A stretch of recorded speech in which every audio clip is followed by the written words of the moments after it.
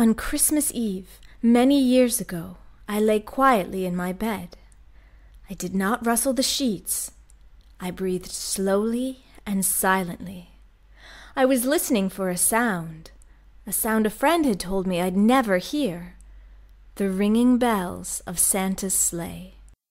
"There's no Santa," my friend had insisted, but I knew he was wrong. Late that night, I did hear sounds, though not the ringing bells. From outside came the sounds of hissing steam and squeaking metal. I looked through my window and saw a train standing perfectly still in the front of my house. It was wrapped in an apron of steam. Snowflakes fell lightly around it. A conductor stood at the open door of one of the cars. He took a large pocket watch from his vest, then looked up at my window. I put my slippers on and my robe. I tiptoed downstairs and out the door. "All aboard!" the conductor cried out. I ran up to him. "Well," he said, "are you coming?" "Where?" I asked. "Why, to the North Pole, of course," was his answer. "This is the Polar Express."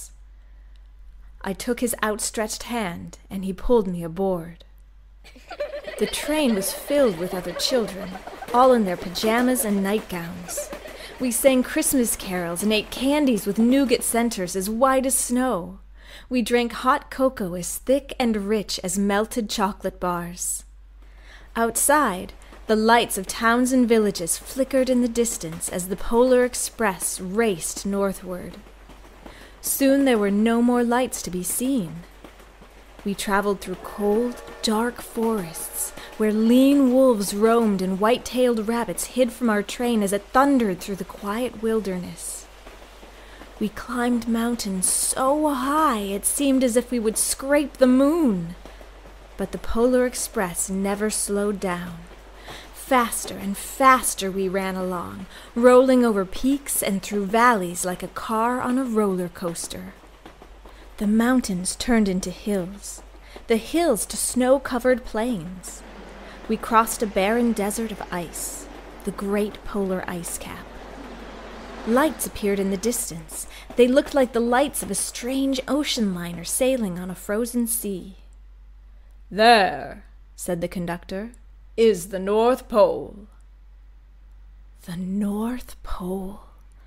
It was a huge city standing alone at the top of the world, filled with factories where every Christmas toy was made. At first we saw no elves.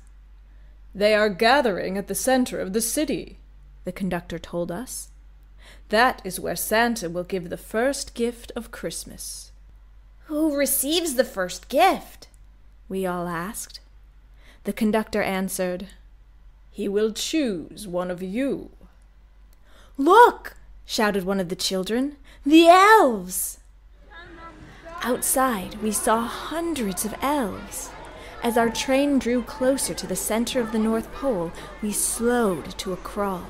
So crowded were the streets with Santa's helpers. When the Polar Express could go no further, we stopped, and the conductor led us outside. We pressed through the crowd to the edge of a large open circle. In front of us stood Santa's sleigh. The reindeer were excited. They pranced and paced, ringing the silver bells that hung from their harnesses. It was a magical sound, like nothing I'd ever heard. Across the circle, the elves moved apart and Santa Claus appeared. The elves cheered wildly. He marched over to us and, pointing to me, said, "Let's have this one here." He jumped into his sleigh. The conductor handed me up. I sat on Santa's knee and he asked, "Now, what would you like for Christmas?" I knew that I could have any gift I could imagine, but the thing I wanted most for Christmas was not inside Santa's giant bag. What I wanted more than anything was one silver bell from Santa's sleigh. When I asked, Santa smiled. Then he gave me a hug and told an elf to cut a bell from a reindeer's harness. The elf tossed it up to Santa, He stood, holding the bell high above him, and called out, "The first gift of Christmas."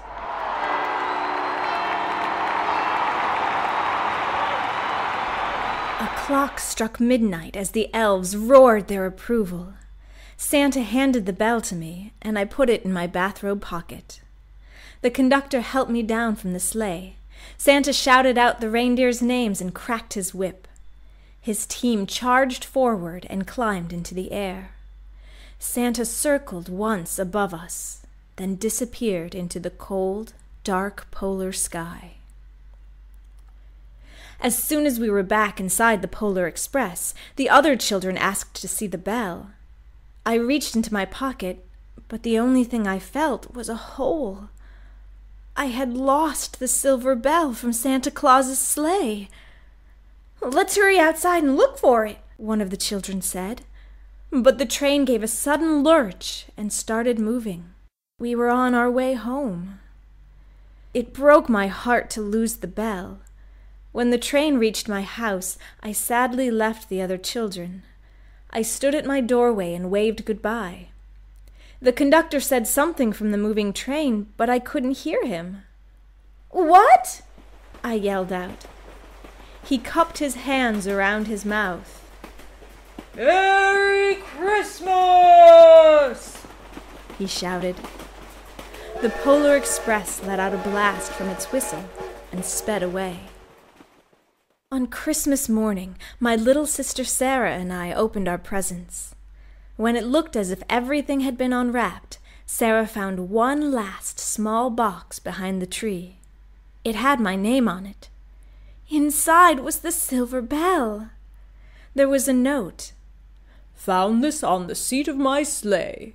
Fix that hole in your pocket." Signed, Mr. C. I shook the bell.